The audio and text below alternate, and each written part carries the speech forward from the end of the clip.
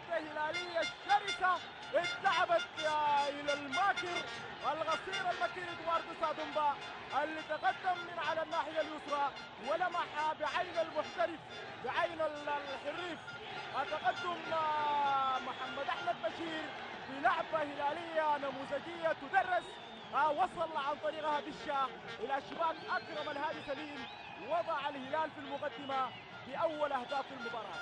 فرحة جماهيرية كبيرة على المدرجات الشمالية لملعب استاد الهلال في أندرمان والعرض شمال الآن شوت كوليبالي على الخصوص، كرة في الجهة اليمنى، مدثر كاريكا في وسط الميدان، كرة في العمق جميلة،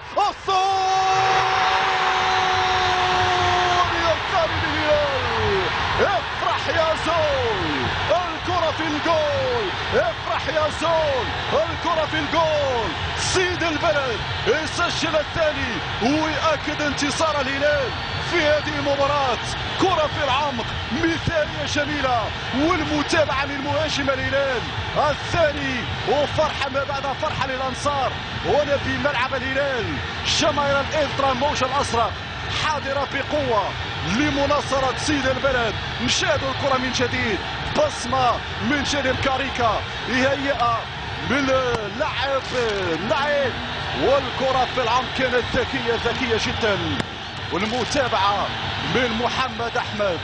هدف ثاني في هذه اللحظات، هدف ثاني في هذه اللحظات. الطريقة والكيفية التي تم بها تهيئة هذه الكرة والمتابعة بشكل جميل الثاني لمصلحة